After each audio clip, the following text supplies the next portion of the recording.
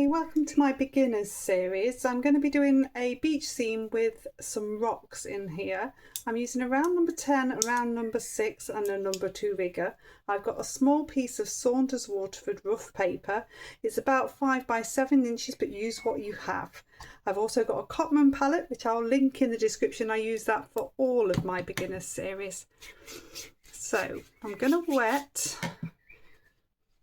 about half of the paper. I'm going to get a little bit of a sky in. So this is cerulean blue. I'm using my round number 10. I'm getting in some lovely horizontal strokes. Loading my brush up with water and getting a really nice colour. Going to dip into some rose. Just bring a few strokes of this through as well. Rinse my brush out. It's got a little bit of water. I'm dipping into some ultramarine. I'm bringing that through the rose to create a little bit more of a purple. It's always nice to get more than one tone in a sky. That's giving us a really nice soft summer sky.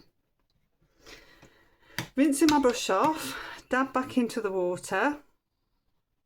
I'm going to do the bottom just over a third. I'm going to get some sand on. So if you've got raw sienna or yellow ochre, they're fantastic colours for beaches. I haven't got that in this palette, so I'm just going to show you how I'm going to use cadmium yellow to get the same effect.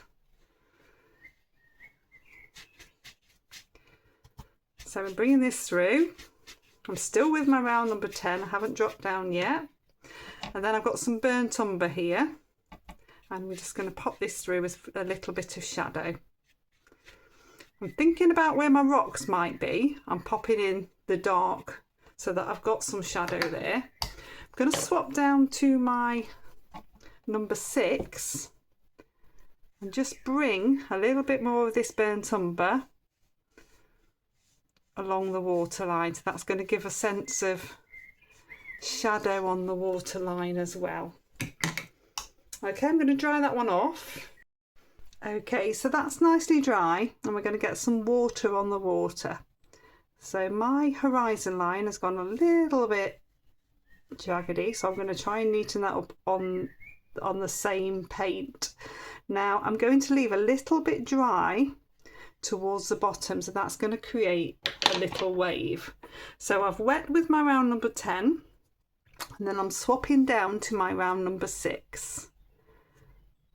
Where you can see the tip of your brush, you should get a really nice line. So this is cerulean blue. And I'm coming in along the horizon line where I've wet. And then this is blending down.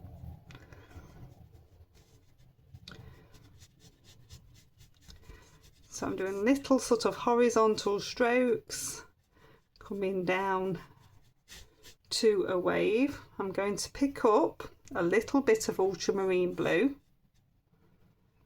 get that horizon line nice and dark. That's going to cover any of those bits that are overlapping the sky.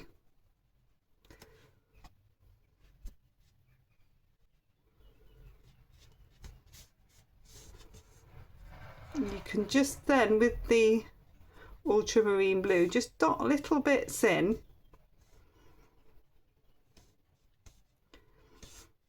just towards that front section, not everywhere. You don't want a full line, but it's just going to give that sense of shadow near where the wave is. If I give my brush a little rinse, I'm going to load it with water and just dab in a little bit to the cerulean blue, and this bit's actually dry. And what I'm doing now is just lightly pressing, varying the pressure and creating a bit of shadow within the foam of the wave. So this is really quite watery cerulean blue, but it's just enough to get that little bit of shadow.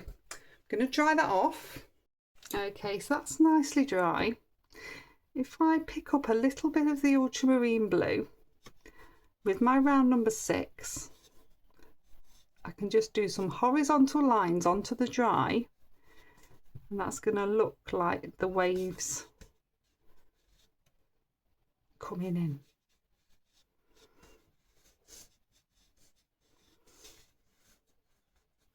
So you can have a few waves coming in.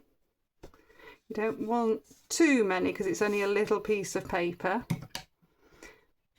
With a wet brush, you can just touch in on some of these edges so that it just blends it a little bit. Just touch the left and the right, and that will just blend it and bring it in a little bit. Okay, I'm going to wet my brush up again and come into the burnt umber, and I'm going to bring a little line just on the edge of that wave. So this is your shadow line, or your water where it's lapping onto the beach. So we're just going to have that little bit of a line there. If you vary the pressure a little bit, so you're pressing on and lifting off, you'll get an uneven line which works much better than a straight one. Just darkening this up a little bit.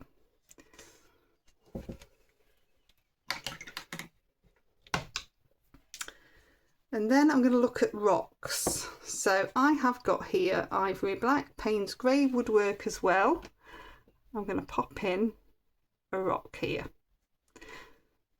So I want you to think about where those darker bits of shadow are, and do these one at a time when you're learning. So I've popped in 2 rocks there, rinsed my brush, I've dabbed in, and then I'm just wetting the corners of the rock. I'm going in a left and right horizontal. That's just going to bring it into the surface of the sand. And then here I've got a little bit of chopped up card. So this is from a bank card or a loyalty card. You can do 2 things with this. You can scrape to get a nice surface on your rock with the flat. So if I scrape down, you see that? You're getting a scrape. Or you can use a corner to indent and get some craggy bits within the rock. So it's 2 different ways of really effectively creating rocks. So if I scrape down again here, you can do this with a palette knife as well, but it's just easier with little bits of card. And then you've got the light coming through from the beach, this is creating that lovely rock effect.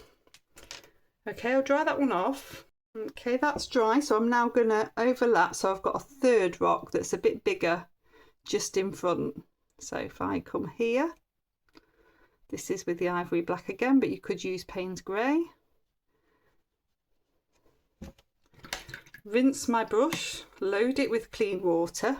This time I've got a right side and a left side just to bring into the surface of the sand. Then I'm going to get my little bit of bank card and I'm going to do a flat scrape again. Now if when you do this it runs back, that means it's too wet. See that it's running back a little bit now. If you do it and it does nothing, that means it's gone too dry. So it's finding the perfect time to do this. I'm just going to keep scraping.